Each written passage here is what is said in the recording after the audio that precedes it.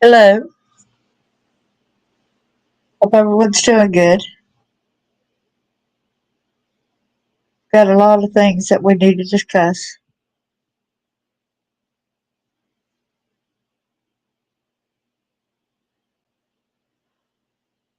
I'll wait a few minutes. Wait a few minutes for a couple people to come on. I always say that and I just go ahead and get started. I will go ahead and say under the fair use doctrine of the U.S. copyright statute, it's permissible to use limited portions of a work, include quotes for purposes as commentary, criticism, news reporting, teaching, scholarship, or research purposes. Right? I love to remind people of the verse in the Bible. It's Luke 17, verse 2. It were better for him that a millstone were hanged about his neck and he cast into the sea than he should offend one of these little ones. Hello there, how are you doing? I'm glad you're here.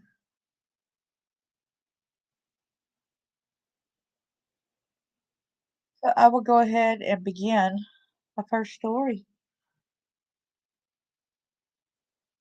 It's about Chase. A chase began in Nashville, Tennessee. 46-year-old Jeffrey Allen Smith was wanted in connection with kidnapping and aggravated assault charges. What's unique about this is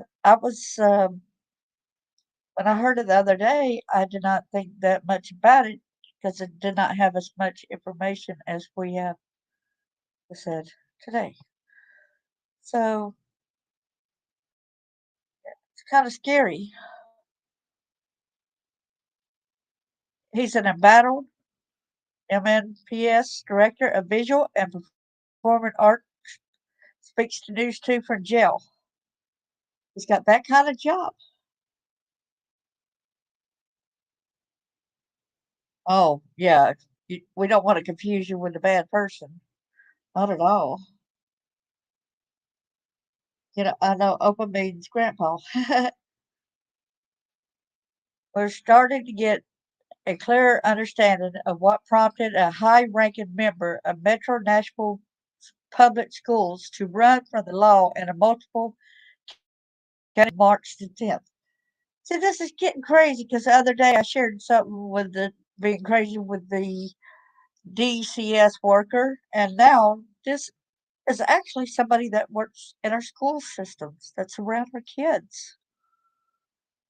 He got into his orange Nissan Murano with his two kids and led close to a dozen law officers at high speeds across Davidson, Cheatham, and Montgomery counties. On Wednesday, March the 15th, the father charged with multiple felonies in multiple counties spoke to News 2 from the Montgomery County Jail. Talking on a video phone, the 46-year-old told News 2 he ran from the law because the courts ordered deputies to take his two children in an emergency child custody order that Davidson County Sheriff's Office deputies were enforcing on March the 10th. Smith said he ran because it's several people without a warrant and failed to produce an ID who came to our house with guns drawn and had no reason to be there. I know that's happened to a lot of people a lot of times too, and that is the wrong way to do it. Smith is a director of visual and performing arts of MNPS. It's a position he is very proud of. I am a decorated. Sorry, TJ, I can't answer your call. Sorry, TJ, I can't answer your call right now. It said, I'm a decorated veteran educator for 26 years with a spotless record who has built phenomenal programs and at all turns, when I tell the truth, advocate for kids and do what's right, I am quietly asked to resign. According to a letter obtained by News 2, MNPS placed the 46-year-old on administrative leave with pay on March the 2nd for what a school spokesperson called concerning behavior. Throughout his 20-plus minute interview, Smith espoused a complicated conspiracy theory involving MNPS. When News 2 asked Smith about his controversial claims as possibly being the reason he has been disciplined, he said he's been silenced because he is trying to tell the truth. That happened so much. That also happened the other day with the Grant Solomon case, which now I have a link below in the description. So if anybody could go sign that justice for Grant Solomon, the link is down in the description. Please go to that link and be sure you go there and sign that to reopen the case on that 18-year-old boy.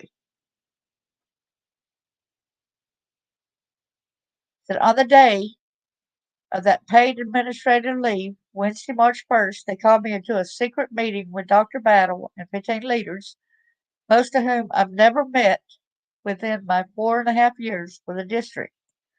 According to Metro Police, a welfare check regarding Jeff Smith was received, and on March 9th, a mobile crisis counselor visited Smith at his Antioch home. The report said officers responded to the listed address in reference to the Associated Report number. The complainant advised that her husband was having a psychotic episode. Mobile crisis responded and provided an evaluation. The mobile crisis counselor determined that the listed victim did have a mental illness, but was not a danger to himself or others. According to DCSO, the next day, 7 deputies came to Smith's home to serve an emergency child custody order to take Smith's 2 children. The lead officer knocked on the door and announced sheriff's office, and at that time from inside the house, Mr. Smith said, "Give me just a minute, please." DCSO Chief Warrants Officer Billy Lee said, "That's when deputies said Smith, with his 2 kids in the car, drove recklessly out of his garage, slightly grazing me, one of the officers, who was not harmed." News 2 rechecked with DCSO, who said the law enforcement officers were in uniforms with badges visible. They announced themselves and did not pull guns until Smith drove his vehicle at them in a dangerous manner. No shots were fired. When I asked why he drove away so fast with the kids in the car, here's what I told my kids in the car who saw all this happening, who were scared as me. They said, "Dad, you need to run away." They convinced me. Minutes later, a Cheatham County deputy tried to stop Smith and his 2 children at gunpoint. Smith drove away, maneuvering wildly in rush hour traffic at speeds over 100 miles per hour. The chase went through a crowded gas station, and officials saw a Montgomery County law enforcement officer who was almost hit when Smith swerved radically off the road. After racing through many neighborhoods, it finally ended on a residential street. That's when one of Smith's sons ran from the car. He was quickly apprehended and told authorities his dad was the driver. As for Smith, he had a different point of view on his actions that deputies say endangered many lives. "I had not touched anyone, injured anyone. I went out of my way to protect my kids and innocent bystanders. They said, 'Drop everything.' I only had a phone in my hand. I was using the phone to record them for my safety. They immediately jumped in my car and knocked the phone from my hand. They said, 'Open the door,' and I told them 2 times, 'The door is broken and will not open.' They smashed the window and they tased me twice and dragged me through the broken glass, cutting my arms, legs, and head. Now, facing multiple felonies in 3 counties, Smith had emotional words for his children. 'I love you. Daddy misses you. I just want to see you, and I've loved you my whole life. Everything I've done to support you into growing into the incredible human beings you are. You are both gifted and smart, more than you give yourself credit for. You are warriors for social justice, just like your dad. Stay safe, kids, and trust nobody, no matter what they do to me. I will not stop loving you.'" Now, there are so many instances like this in the news where they come and take the kids crazily. I got a lot of my friends who they just kind of got their kids just because it's almost like a grandparent or somebody else wanted them, and they want you to look like you're the crazy one, so they do this kind of behavior. It's sickening how they're using the power of the police to go ahead and basically take the kids away from you when there haven't been any kind of they should have let him know prior. They should have sat down and had a conversation. They even said he was not a danger to the kids. So a lot of this, I believe, is unfound. Be treated like this.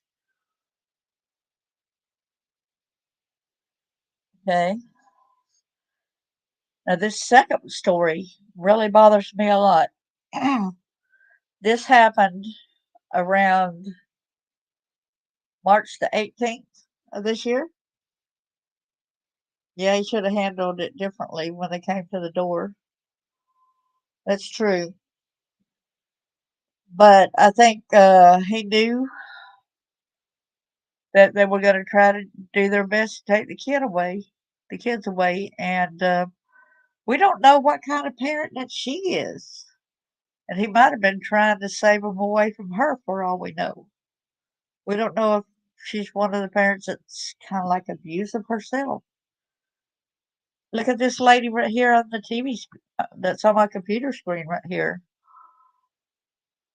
She's from Priceville, Alabama, and she stabbed her 8-year-old boy to death. She's in Hartsville, Alabama. She's charged with capital murder. She first stabbed her father. Yeah, that's true. But the thing about it is, like in my case, the police didn't help me at all. Um,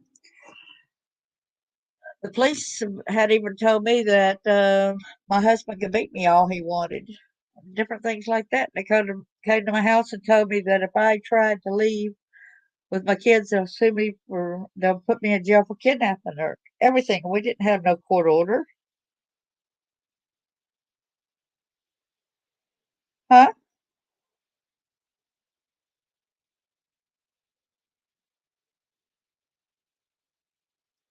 You talking about the first story? Because she had actually said that he was mental, but they had talked to her. So I know from experience that they do this a lot of times, and no amount of talking, no amount of nothing was going to help me out of that situation. And this woman right here, Jennifer Nicole Long, you ought to see the house that she lives in, but it's her father's house. She had even stabbed her father, and he had to be flown away.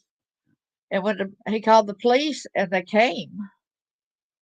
Um, when they arrived on the scene, they encountered a man with multiple stab wounds who said his daughter stabbed him and was inside with her young son. Deputies entered the home and saw Long coming down the stairs. As she approached them, she told them the boy was dead. The child was found in the master bedroom of the home with multiple stab wounds and a knife still protruding from his chest and was pronounced dead on the scene. He put in mind he's in the third grade. Authorities have not released the child's name, but he was a student at Priceville Elementary School. And the person had wrote right here and posted it even to Facebook.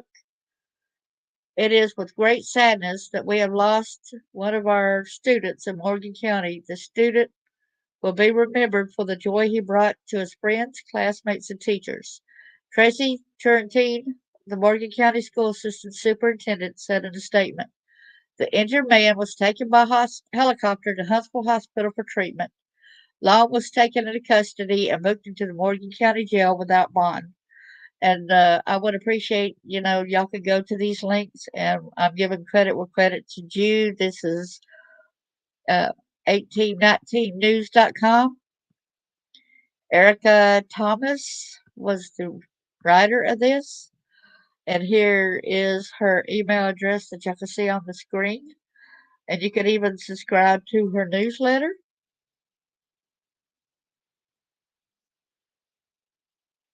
And here is her again, where Goes to show a little more. But here's another update picture I want to show you. Look at the nice home that she lived in. Excuse me. But this belonged to her father, the man she stabbed. And kind of find it out, they asked her if she did take meth, and they said a couple of days prior. And see, this hits close to home because I lived in Morgan County in Alabama as well. Um, this hits really close to home. My father is even buried in Priceville, Alabama. And it said the incident happened early this morning before school began and took place off campus. The crisis team will be here. This is the notes that Corinne, that lady had written. Well, no, Principal Daniel Gullion wrote this and said, "It is with great sadness that I inform you of the tragic loss of a third grade student. The incident happened early this morning before school began and took place off campus. The crisis team will be here on school Friday, March 17th and Monday, March 20th to support our entire third grade classes. The students who ride bus 41 and other students in need of assistance. We are all hurting and heartbroken from this incident. Please be mindful and respectful to the family regarding any social media post. We appreciate your prayers for the family, the students of Priceville Elementary School, faculty, and staff. Stick with Wade 31 for updates."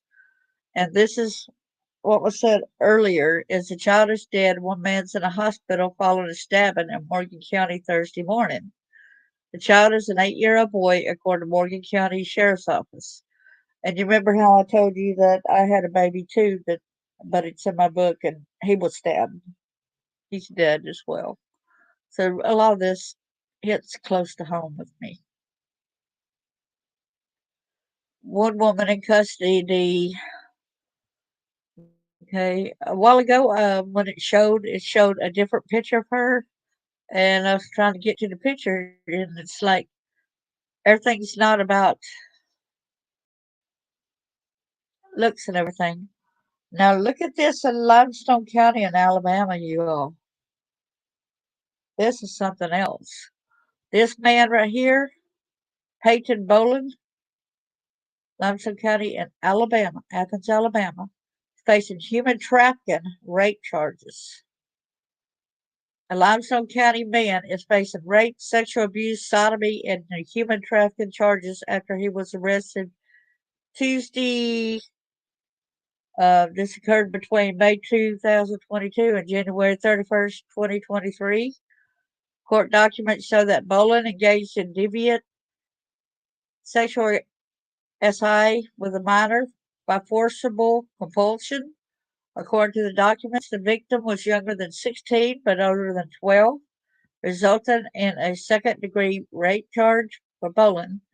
According to documents, Boland allegedly gave the victim shoes, candy, and extra phone time to engage in sexual conduct. Boland was formally charged with 2 counts of second-degree rape, first-degree sodomy, 2 counts of second-degree sodomy, 2 counts of secondary sexual abuse, and first-degree human trafficking. Oh, yeah. Makes me angry as well.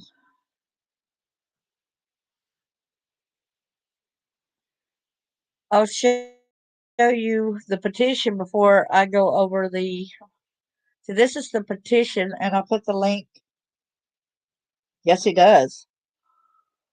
And compulsion means he had, you know, sodomized. He sodomized the poor child. Okay. Here is where the petition is, for Grant Solomon. And that is different people. I had went ahead and I signed the petition. That's why it looks a little bit different right here.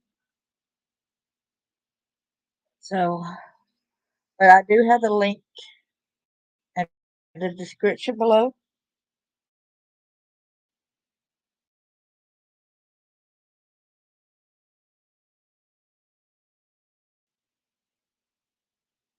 Oh, thank you so much. I found this also where we have the timeline of Summer Wells. Um, how this is Summer Wells' disappearance timeline is how this speaks. I will forever speak on any missing kids. I don't care if it's Summer. I don't care. Joe Clyde Daniels. I wish we could find his body. May he rest in peace. Okay, on June 15, 2021, the morning, Summer Wells's grandmother needed to see a doctor about her aching knee. Candy's full name is Candace, just like Summer's mother, Candace Wells. So Candace told the review that the day began at Kingsport, Wilson Valley ER.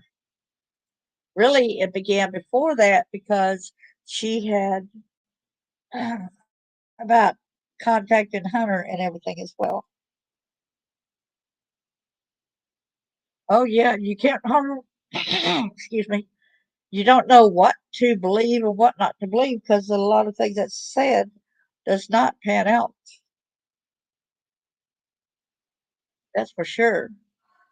After dropping Candy off at the ER, Candace and Summer. Well, I'm going to call her Grandis, okay, like we normally do. Oh, she does. Look at that cute picture of her right here to the right to the left right here. That's so cute. I loved her blue eyes. And the other day, I actually got to listen. I think it was the lab had a short little video. It didn't go through her whole alphabet, but she was singing her ABCs, and I never had heard that before. It was so precious. After dropping Grandis off at the ER, Candace and Summer went to visit some family friends in Kingsport. When Candy called, when Grandis called Candace to come pick her up, the family friend, 15-year-old son, asked to go along. And look at that! Look at that beautiful wreath. Oh, really? I so too. I pray so. I really do. And I don't think it's fair when she went missing to put the picture of her like that up since she was had a shaven head. That was wrong on their accounts. They should have had a picture of her bald, like they had shaved her head. And then said I went and picked her up, and then we drove all the way across town and dropped her prescription off. Candace told the review. They said it'd be about 30 minutes at the most, so we were like, well, instead of sitting here in the car where it's hot, it was baking hot, well, we'll just go to Warriors and let Summer swim for a little while. Like I said, we weren't even planning on going swimming or fishing or anything. The three swam in a cove just south of park's horse stables, and it was here that one of the last videos of Summer was shot. The video has been subject of much internet speculation and conspiracies alleging that Summer went underwater and a boy dove in to save her. But she never even said that she went into the water that I know of. Have you heard where Candace supposedly went in the water too? I thought she stayed on the bank and let Candace and let Summer and Hunter play around. However, Candace told the review that this didn't happen. That boy lied on everything that happened, Candace said, because the place I was at, there were no rocks. You know, when you're at rivers and streams and creeks and all that kind of stuff, there's rocks that you do not see. There's debris you do not see. So that right there, yes, there are rocks. There's glass, there's tin, there's trash, there's limbs, there's all kind of stuff. Yes, there's rocks in there as well. Yeah, for her to say in this depiction right here, it says three of them went swimming.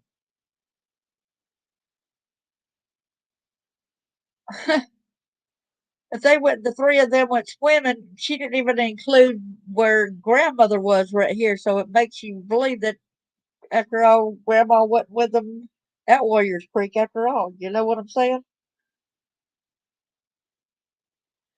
It said the three swam in a cove just south of the park's horse stables, and it was here that one of the last videos of Summer was shot.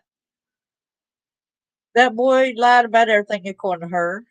It said she wasn't under the water for 20 seconds more, like he said. That was just a bunch of lies he made up. I don't know why he did that.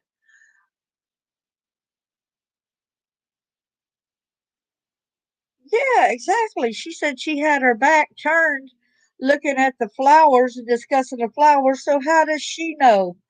Because Candace don't even have a time concept about any time. You know what I mean? Her concept of time, like going shopping in was it Priceline, the grocery store, where she said it just took 5 minutes to go pick up the milks and stuff like that. It takes me a lot longer to go get milks and come back through, even if it's just the milks.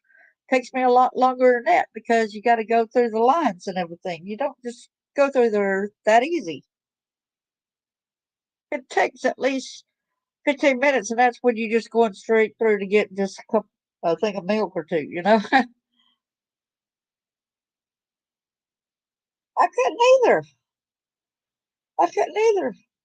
And if you know that it's blistering hot, like she was talking about being that hot, why wouldn't you go ahead and let the kids come inside as well? Because you know that's really too hot for a kid to stay in a car with the temperatures being that sweltering hot. There's too many kids that's been dying in cars being lit in these hot temperatures. In the video, Summer is seen splashing in the lake, then stands up to reveal it's only about waist deep. Next, the three drove back across town, picked up the prescription, and stopped briefly at Priceless. The three, okay, they're saying the three, but have they not even told us that Grandis was with them at the time as well? So that had to be supposed to have been four. Where's the depiction of what happened to Grandis? Because that don't make sense. You know what I mean? Exactly. Where's Grandis when it says the three drove back into town, picked up the prescription, and stopped briefly at Priceless? Candace then dropped the boy off at the friend's house. You know, that would have been four people right there, okay? So, and she put three of them as women. So, you know, it's like Grandis, knowing that, she ain't even included Grandis even at the swimming hole until she comes back and then she's going after dropping Hunter's friend. That's when you go again. Once Candace, Candy, and Summer arrive back home in Beach Creek, Candy suggested that three plants some flowers next to Candy's camper. The camper was then walking distance to Candace's home where Summer lived. Summer helped plant flowers and place rocks in the flower bed. Summer told me she wanted to go back over with her brother, so I literally walked her halfway between the camper and the house. Candace told a review, I watched her go in the door and I could see her brothers at the kitchen table. Excuse me, for the location where she's at, the kitchen, how the thing is, you would have to go inside because there ain't no way you could see them at a kitchen table from that angle. Exactly. She couldn't say that. And the thing is, she swung around with the video once or twice, and I never seen Grandis standing there.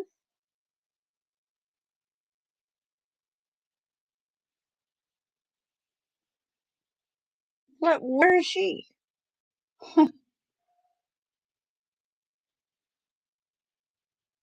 I watched her go in the door, and I could see her brothers at the kitchen table. When she went in, I walked over and yelled at the boys and said, What, Summer? I'll be right back. I've got to fix Mom's knee brace. I was standing right there at the camper. I was over there fixing it. Literally, you can see my house from the camper's door. She did not walk back out that front door. But I thought she went inside for a few minutes to fix the knee brace. I really thought that's what she had said prior.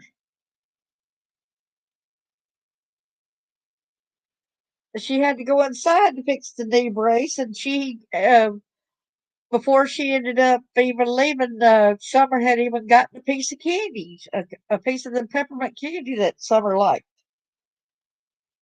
So a lot of these stories have it's different than what. Wow. Because when I got done, I come back in. She said, I asked the boys, where's your sister? They said she went downstairs to play with the toys, Mom. I said, okay. And I went and I hollered down the steps. I always holler for them down there. And she didn't holler back. I said, are you sure she's down there? They said, yeah, she just went down there. So I went down there and searched. I looked everywhere I could. Then I went through the house and I kept calling for her, yelling for her, everything. I came outside yelling for her, everything else, and she was nowhere. So I called Don because I was freaking out. Exactly. So the stories just kept changing, you know? Candace told the review that Don suggested she call 911 and the call came in at around 6:30. But according to Don, Don was saying that he ended up calling 911 and she was on her computer staying online with him and talking that way while he was on 911. Which way is it, you know?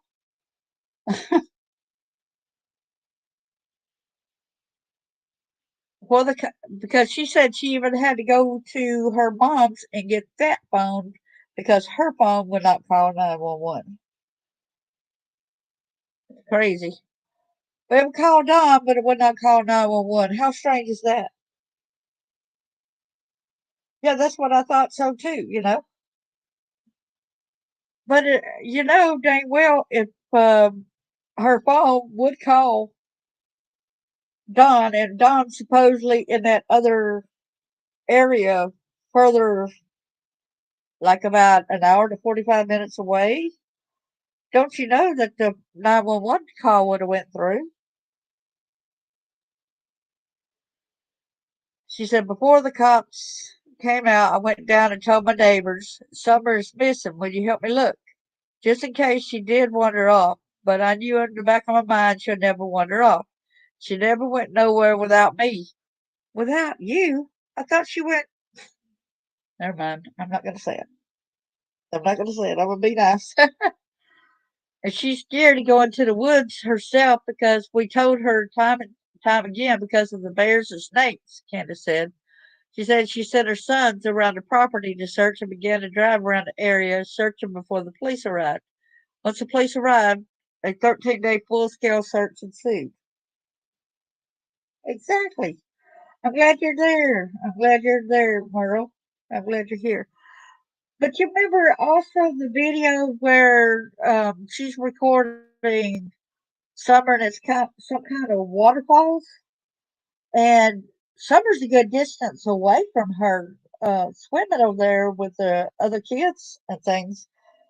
And I was a nervous wreck just seeing that because I know how that kind of rock is slippery. I know how easily you could fall into the water and hit one of them rocks. But I guess you would say that there wasn't no rocks around there too, probably.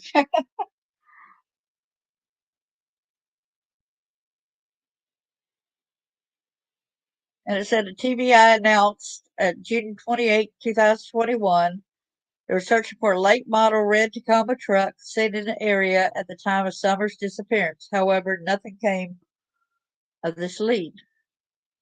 Of course, it was so many days later when they come across that lead. It was probably hell out of Dodge.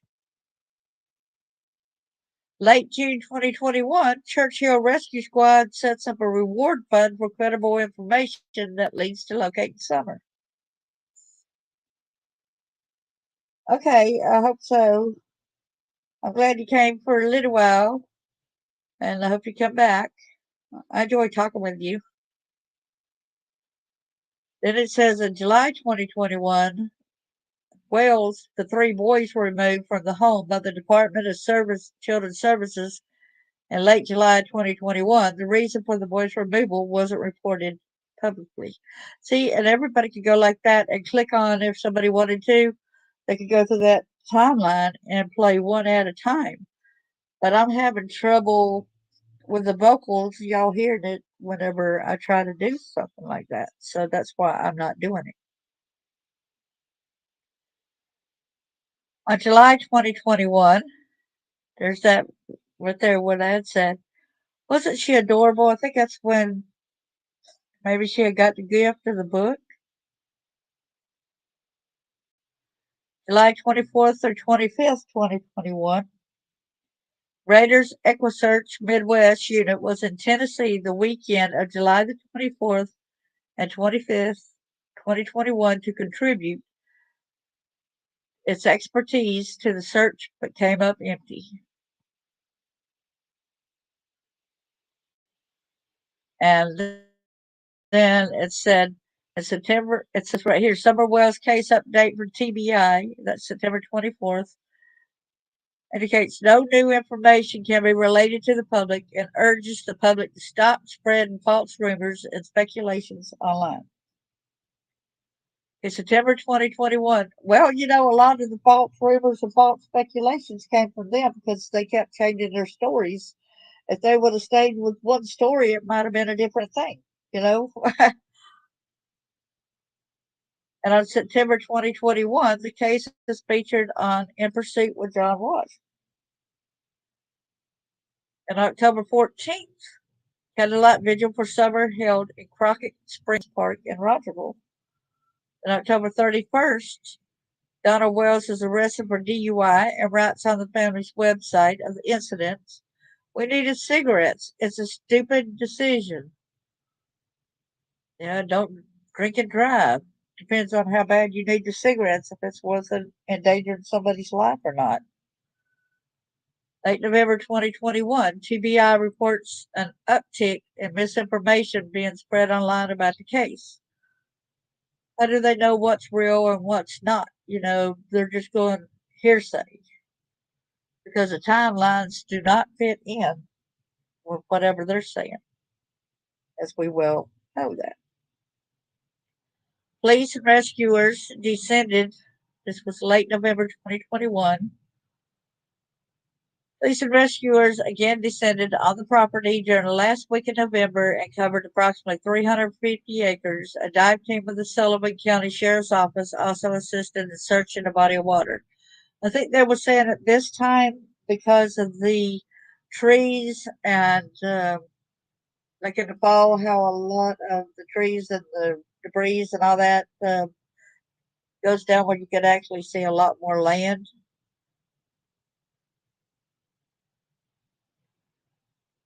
So here's a picture of Summer Wells, this beautiful girl. I hope we can continue to say she is a beautiful girl. I hope she's not asked. I pray to God. If anybody with credible information, please contact 1-800-TBI-FIND. Well, she's been missing since she was 5 years old. It's been almost 2 years. She was 3 foot tall, so she's still alive. She's probably taller than that now.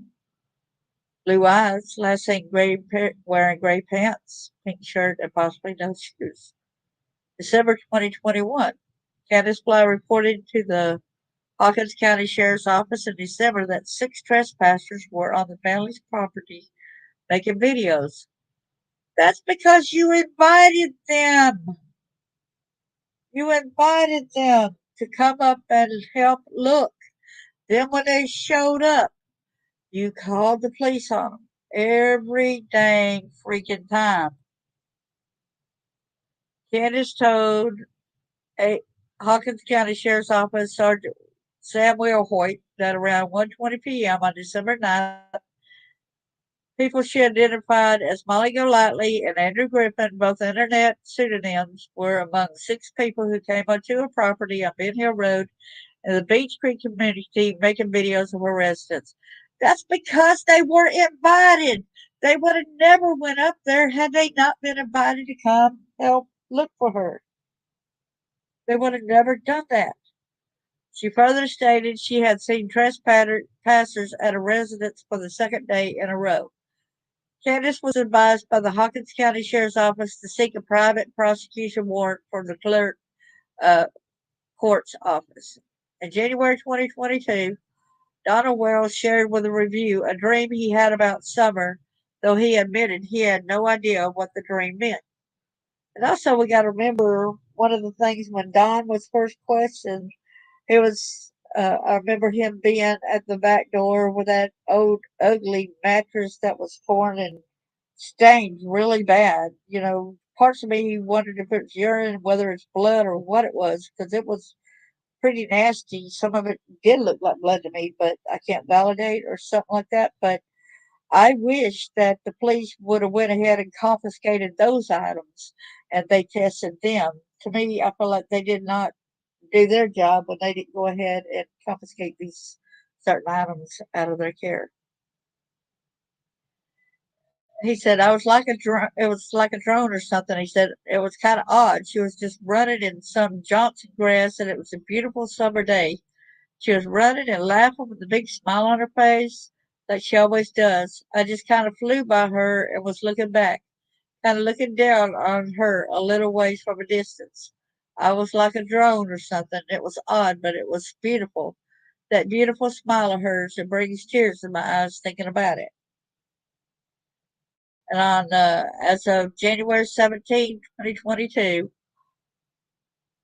the last time the reward was updated, the Church Hill Rescue Squad reward fund was up to $73,705 and was extended until June 15, 2022. At that time, go under review by the CHRS Board of Directors, which is now gone.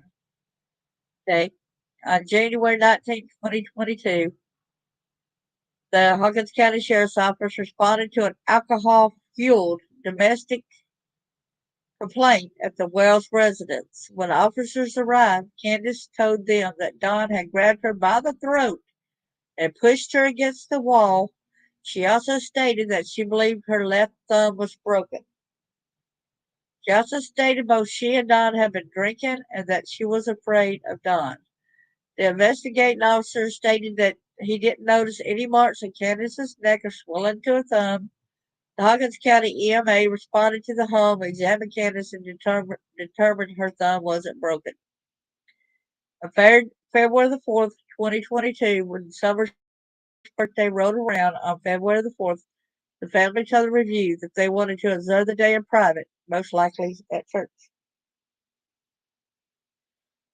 On February 28th, TBI, Hawkins County Sheriff's Office searchers descended on Beach Creek for a third search for Summer. Where was this? February 28th? That's where it's cold weather again. The search lasted several days, but no new developments came up from it.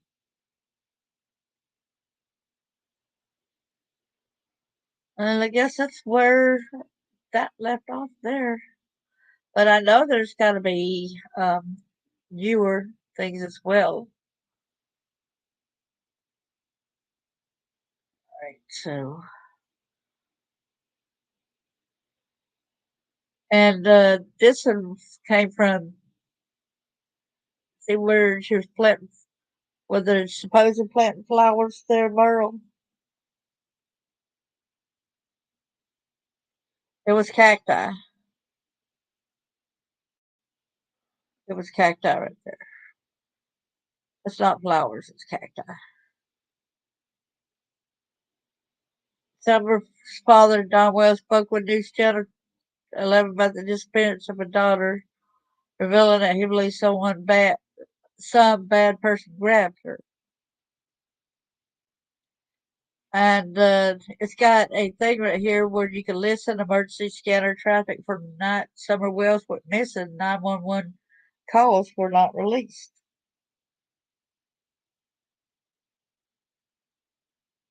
I could try to see if it will let me play it, but it might not let me play it.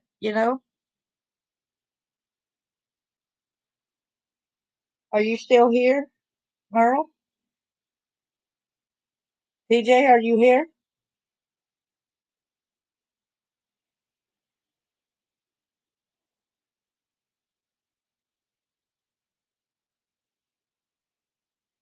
I can hardly see anybody that's here. I'm sorry.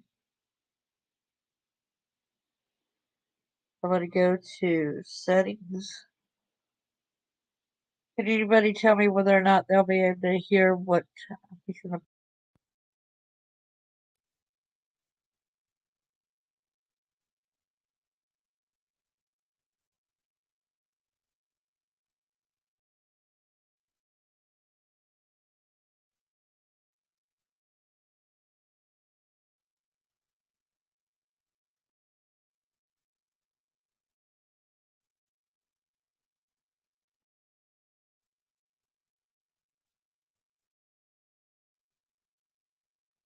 girls about my Alzheimer's diagnosis was really hard.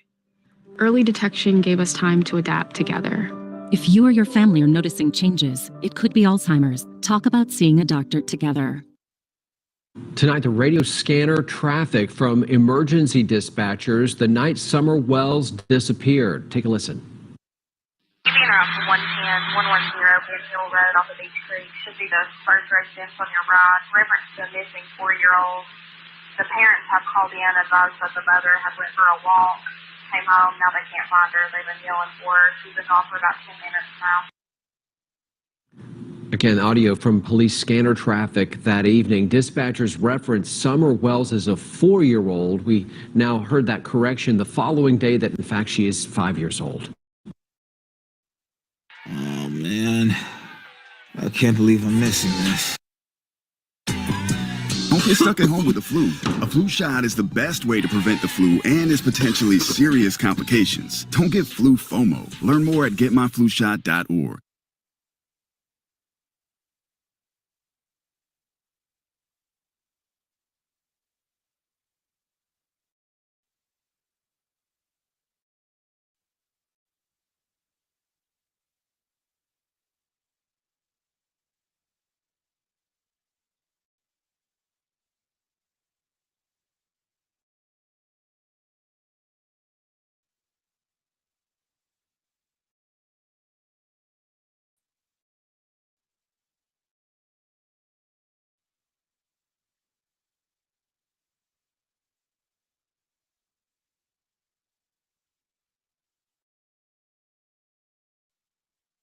Alzheimer's diagnosis was really hard. Early detection gave us time to adapt together. If you or your family are noticing changes, it could be Alzheimer's. Talk about seeing a doctor together. Tonight, the radio scanner traffic from emergency dispatchers the night Summer Wells disappeared. Take a listen. Keeping around 110, 110 Benhill Road off of Beach Creek should be the first residence on your right. Reference to a missing 4-year-old.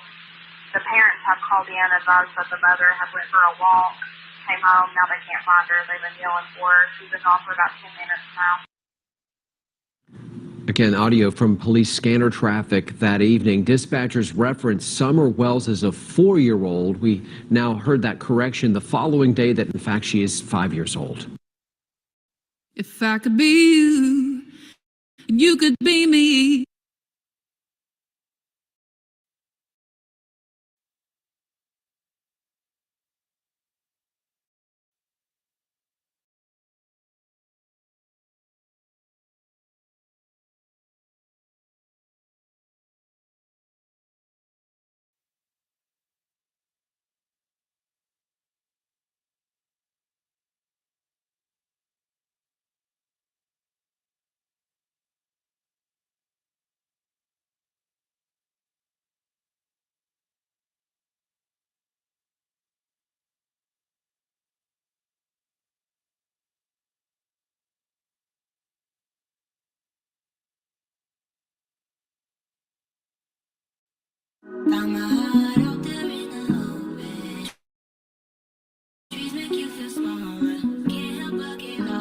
Feel the beat of nature at a park or forest near you.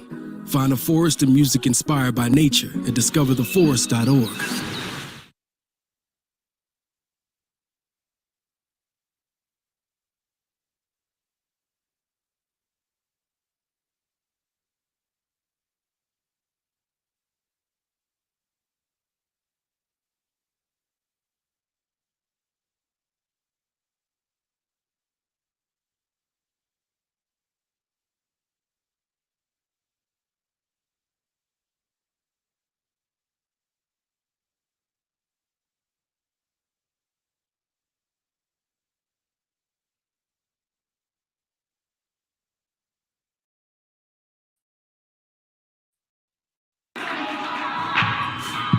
F45 is group fitness with the attention of a personal trainer. It's the work. Use less.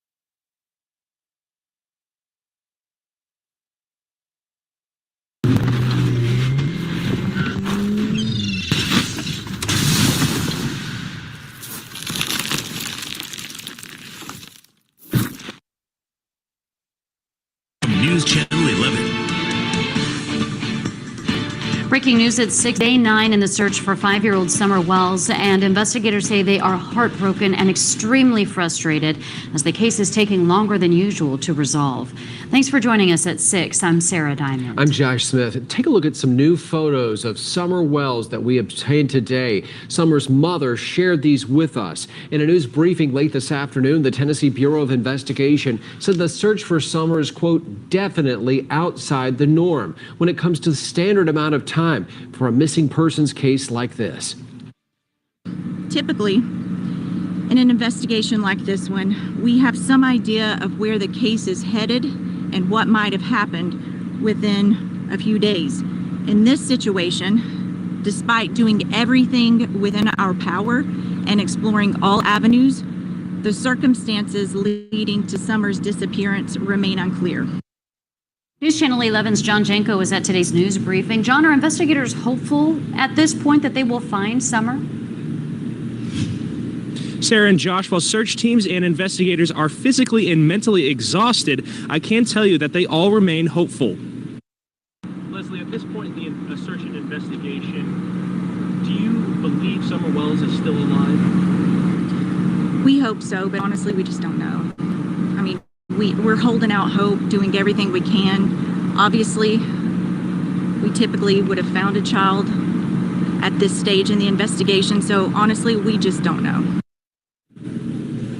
Hawkins County Sheriff Ronnie Lawson again made a plea to those who live in Beech Creek, Sullivan, and Hawkins counties to check and recheck their security or trail cam footage. In the desperate search for Summer Wells, he also had another request. So if the general public that lives in this area will go back and search their outbuildings, their barns, their hay fields. Now it's mowing season, so when they mow, they need to pay attention. And if you have a resident that cannot search their property themselves, if they'll call my office at 423-272-4848, I will send an officer to your residence to search your property for you. 106 agencies are participating in the search for Summer Wells. You're looking at new video the TBI released this afternoon of crews conducting line searches in the Beech Creek area near where Summer was last seen. The TBI says the purpose of these searches is to ensure every inch of ground has been covered. They've covered about 4.6 square miles of terrain so far. That's about 3,000 acres. Captain Tim Coop of the Churchill Rescue Squad says they've covered multiple ground multiple times. He said different eyes in different search teams may discover something someone else didn't notice. Live in the Beech Creek community, John Janko, News Channel 11. John, thank you very much. When it comes to making plans, you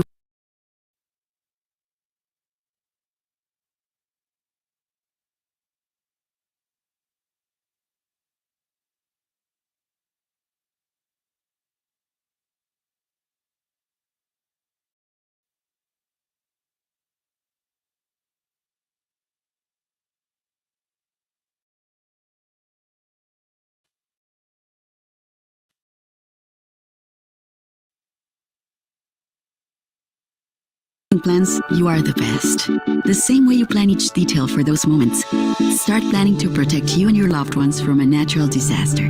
Protecting your family is the best plan you can make. We've learned today that this isn't the first time the Wells family has dealt with a missing family member. Authorities confirm Summer Wells' aunt has been missing since 2009. The Polk County Sheriff's Office in Wisconsin said they are searching for Rose Marie Bly. That's the sister of Summer's mother. TBI today said they are aware of the case, but they say they have no evidence of a connection. You're not going to get it all right. Just make sure you nail the big stuff. Like making sure your kids are in the right seat for their age and size. Get it right at nhtsa.gov.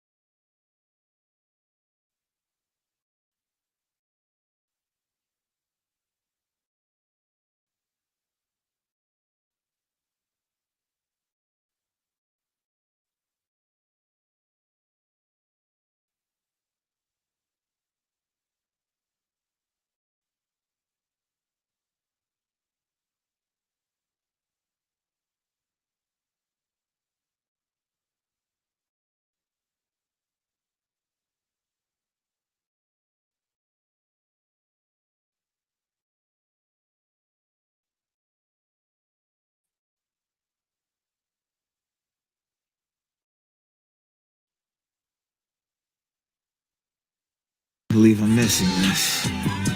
Don't get stuck at home with the flu. A flu shot is the best way to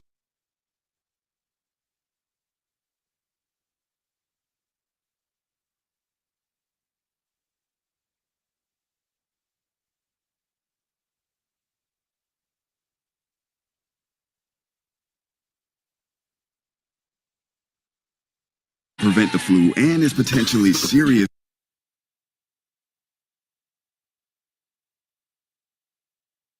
There are two aspects to this case: the search for Summer and the investigation into how she disappeared. Part of that investigation has involved looking into the family. As we reported earlier this week, Summer's father, Donald Wells, was arrested last year for domestic assault. News Channel 11's Amy Cockrum has been looking into Wells' criminal past and found he has also previously faced charges in other states. Josh and Sarah, I spent the day looking into Donald Wells' previous charges in Utah, Arkansas, and Tennessee. The Arkansas charges include possession of controlled counterfeit substances without a prescription and burglary. Those charges occurred between 2006 and 2007.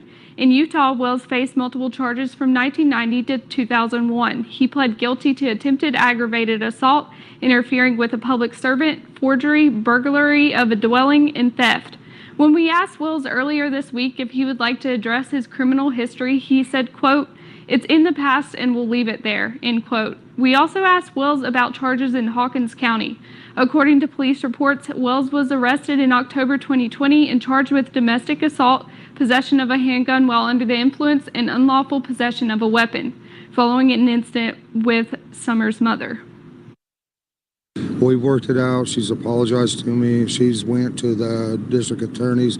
She even talked to the judge and told him that she made a serious mistake, and that's the end of it.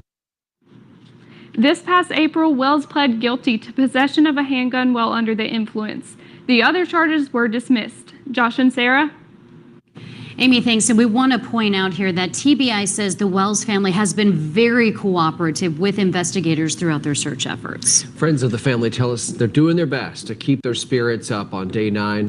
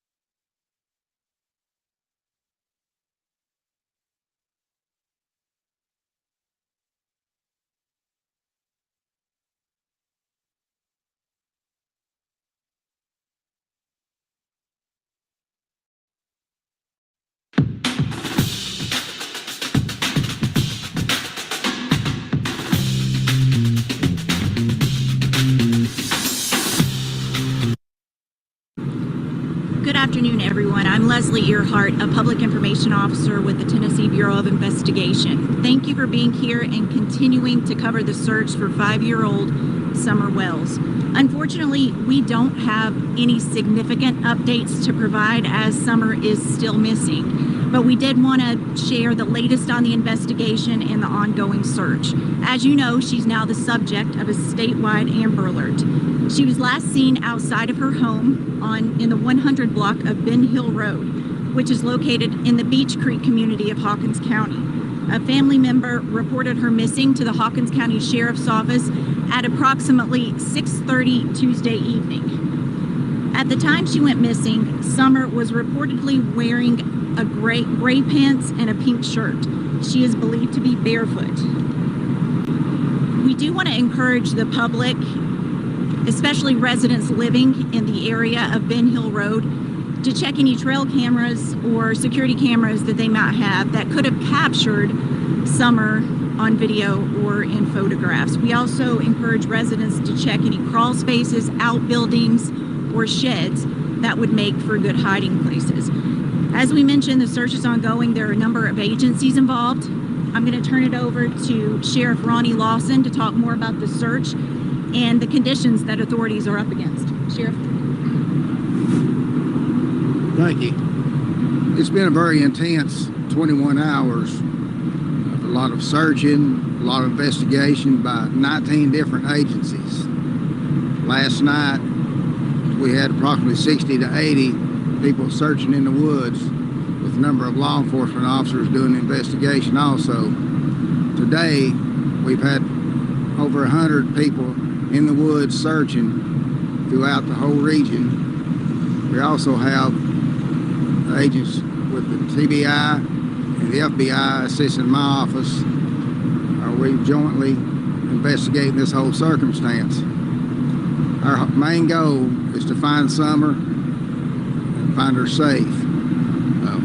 We have plenty of help. We don't need any assistance from the local people. We have the professional people out searching, and we just appreciate everybody, their contributions. It's been a tremendous outpour from the community with the water, the food, and the snacks. It's just overwhelming, and it's a very intense investigation. I know the public needs to know things, but it's ongoing, and we will release things as we can when we can. Our main goal right now is to find Summer. We'll take a couple of questions, but keep in mind we can't discuss specifics of the investigation. Can you talk about the area back here and how Absolutely.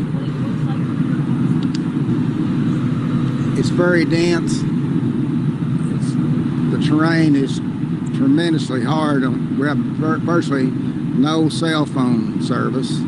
The radio system we use, which is not that good, we have very little radio communication. We do have several command posts setting up, but what makes it so hard is the communication between the boots on the ground, searching the woods, and the different agencies and officers, and it's very hard to communicate. And you know, we're not like, you know, we're in these small towns or in towns where you got a lot of cell service, and just for instance, when we get texts from the media, you may text and we may get it an hour later, and we have no way to reply to it. And the same way with the officers, and the ECOM Central Dispatch has done an excellent job. TBI has their command post that should arrive soon, and we're going to continue on till we find Summer and put this case to rest. Do you believe there was foul play involved, and is there any history with this family?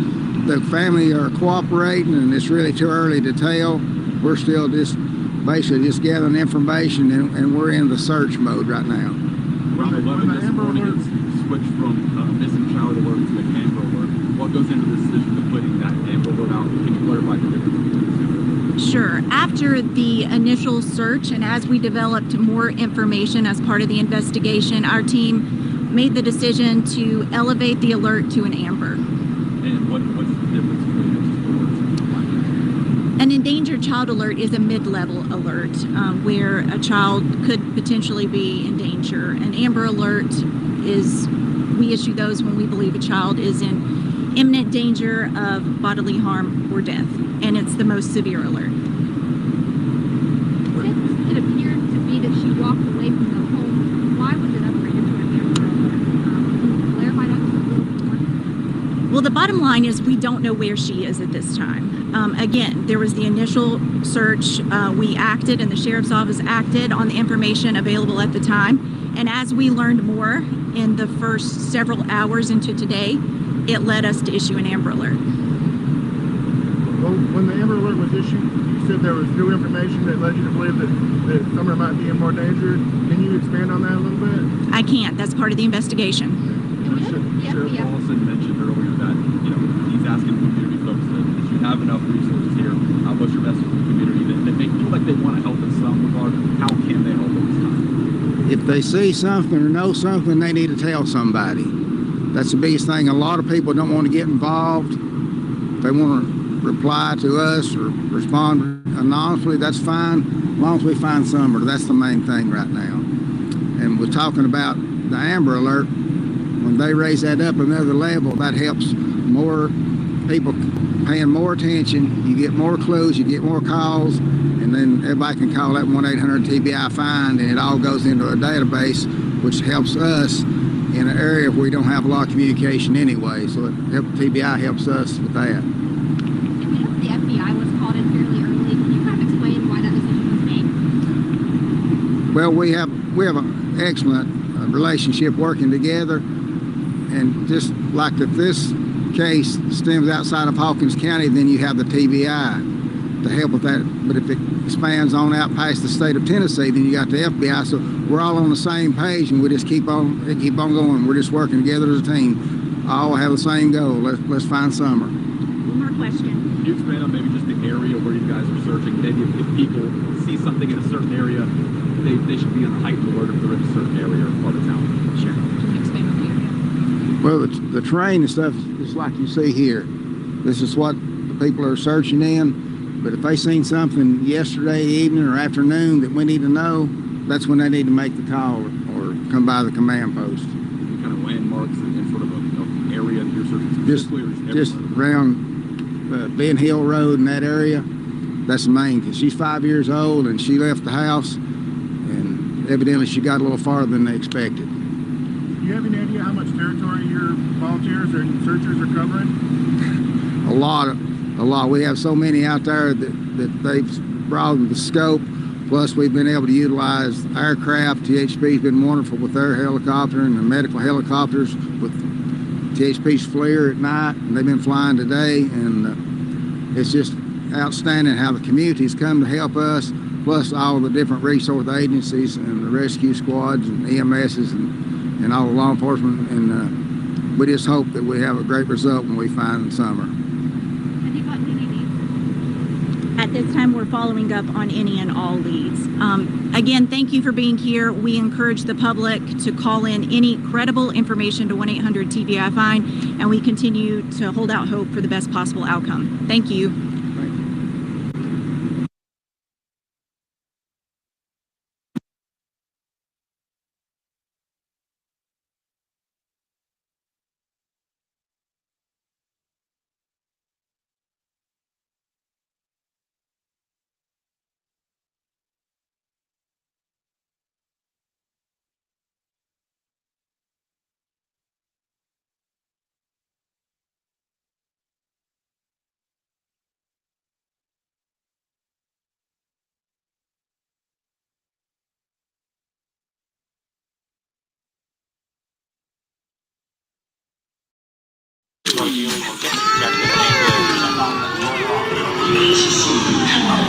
Give me strength. Good afternoon, everyone. I'm Leslie Earhart, a public information officer with the So when Tennessee her mother come in, Investigation. she Thank says, you for "Well, being Summer," here and she went continuing down to in the cover the basement. search for She 5-year-old didn't answer, so she Summer went down Wells. there. Unfortunately, we was don't gone. have any So she went out the significant basement door, updates which to was provide as unlocked. Summer is still missing. But we did want to share the latest on the investigation and the ongoing search. As you know, she's now the subject of a statewide Amber Alert. She was last seen outside of her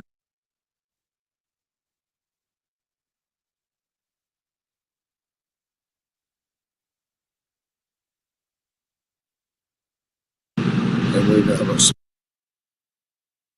her since. This morning, Donald Wells spoke on camera for the first time since his daughter disappeared.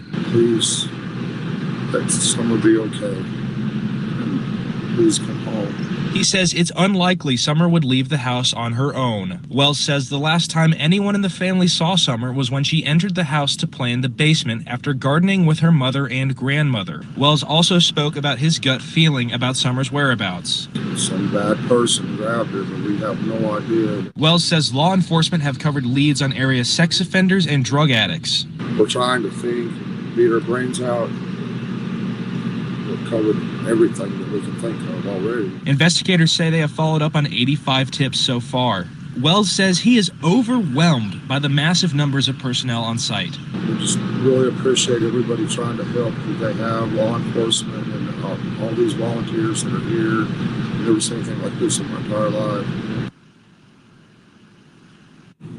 That was John Janko reporting those sentiments shared by Hawkins County Sheriff Ronnie Lawson, who said he has never seen a show of public support like this in his 4 decades of law enforcement. Yeah, today the TBI and Sheriff Lawson said Summer's family does continue to cooperate in this ongoing search for the little girl. They say that at all points the family has continued to be assisting in this process.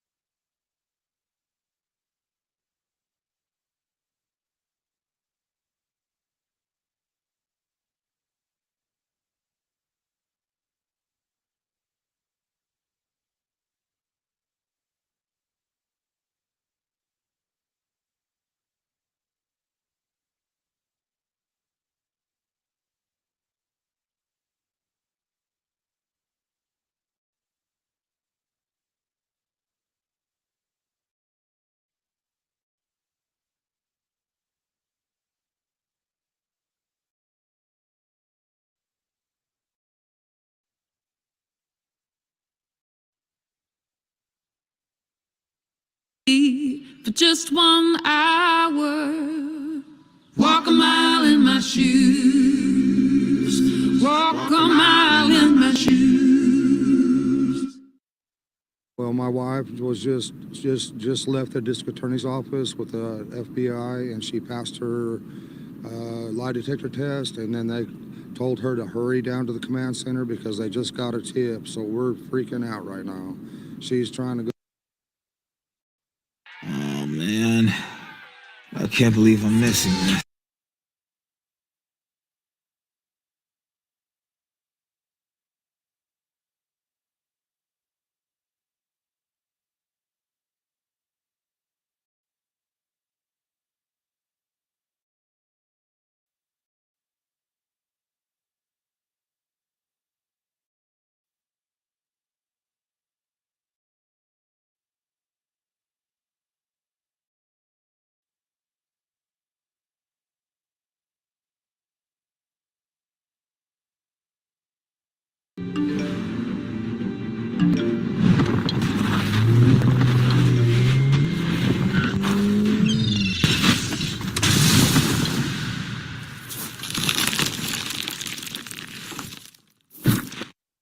Meanwhile, digital billboards to spread the word about Summer Wells' disappearance. Lamar advertising agencies partnering with the Center for Missing and Exploited Children. The company's digital billboards display Amber Alerts within minutes. They have 19 of these billboards across the Tri-Cities.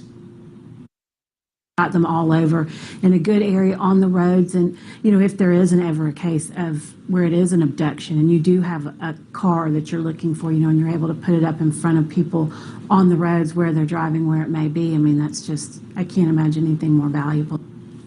And this billboard effort goes beyond our region. A South Carolina advertising agency is using its billboards to spread the word. Coastal Outdoor Advertising posted a photo on Facebook Monday of one of their billboards displaying information about Summer and the last time she was seen. Ashley Amoroso with Coastal Outdoor Advertising told us the idea to use the billboards came after she saw a social media post about the little girl. The advertisement for Summer posted on 20 of the company's billboards. They've had over 43,000 exposures in the last couple of days.